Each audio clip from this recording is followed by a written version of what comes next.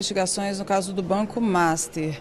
O que a gente pode esperar do grupo de trabalho que está sendo formado, de todos os dados que estão saindo agora, né, que eles conseguiram quebrar os dados do Vorcaro? O que a gente pode esperar do que vem por aí? Esse é um caso bem complexo, né? E ele tem uma história que precisa ser contada à sociedade brasileira, né? O gênese, o início, o alicerce do Banco Master começa na Bahia, quando o atual ministro da Casa Civil, Rui Costa, era governador e o líder do governo, o Jacques Wagner, era secretário. Se vendeu uma estatal que tratava de cesta básica de alimentos para funcionários, uma estatal baiana, para um dos sócios do banco, atualmente do Banco Master, que é o Augusto Lima, uma operação de 15 milhões de reais. E ato contínuo, o Augusto vende 50% dessa operação por 30 milhões. É um negócio da China. Manteve 50% do controle da operação. E o governo do estado da Bahia tornou essa operação um negócio, um toque de Midas, uma mina de ouro. Porque transformou alimentos em consignado, inclusive com a possibilidade de que todo o conjunto de servidores baianos pudesse ingressar nesse sistema. Ao longo do tempo, essa margem de consignado, que era 30%, chegou até 75%. E o negócio que começa desta forma, eu diria, inopinada, diferente, na Bahia se espalha pelo Brasil. O modelo passa a ser implementado em diversos municípios brasileiros, em diversos estados. E isso gerou o início do Banco Master.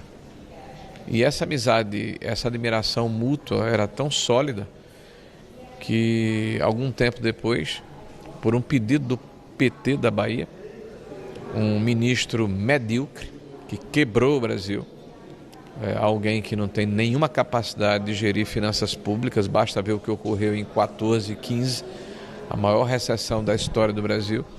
Esse ministro medíocre, mas petista, ganha um emprego de R$1 milhão nesse banco por mês, um banco de terceira linha. Eu desconheço no mercado financeiro um banco de primeira linha que contrate um lobista por R$1 milhão por mês. E um ex-ministro do STF, também a pedido do PT da Bahia, ganha uma consultoria de R$350 mil por mês. Mais adiante, nós flagramos o presidente da República, o senhor Lula, reunido com o diretor de políticas monetárias do Banco Central, ou seja, uma área que não tem nenhuma afinidade com a ação dos bancos, que trata justamente da questão de juros, de câmbio, de inflação. O senhor Galípolo, que vem a ser hoje o presidente do Banco Central, numa reunião fora de agenda, sem conhecimento do presidente do Banco Central na época, o senhor Roberto Campos, com o presidente da República, com o ministro-chefe da Casa Civil, o senhor Rui Costa, que por coincidência era o cidadão que propiciou a origem desse banco lá atrás, e o senhor Vorcaro e o lobista contratado, o senhor Mantega.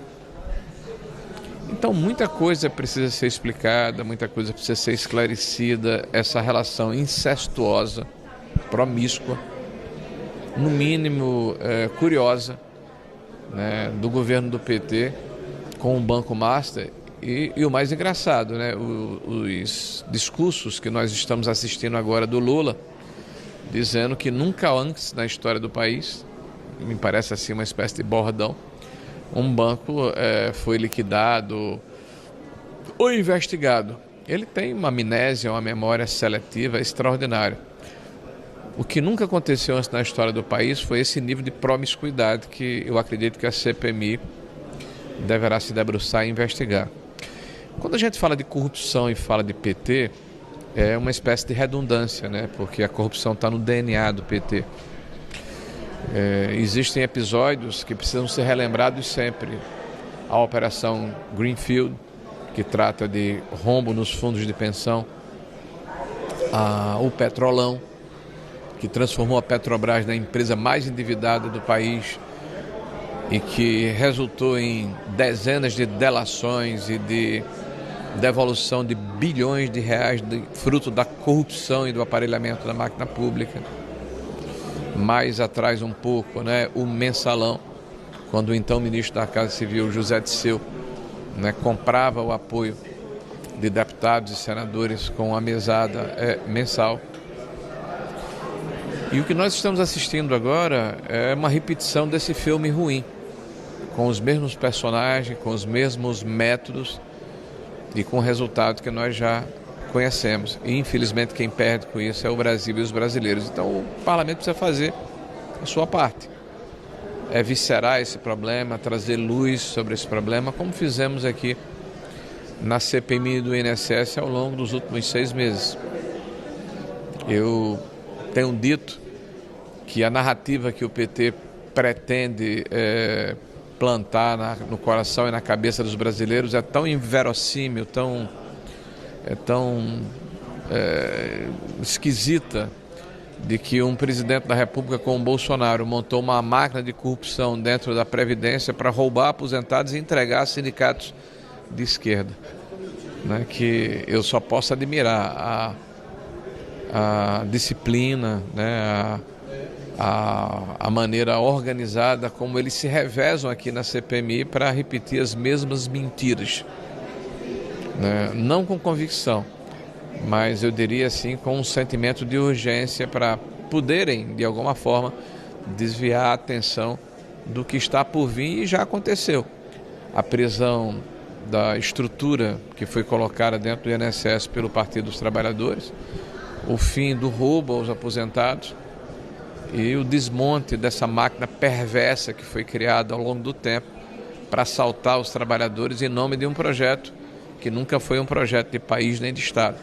É um projeto de perpetuação de um partido no poder, custe o que custar, mesmo que isso signifique estourar contas públicas e destruir o país.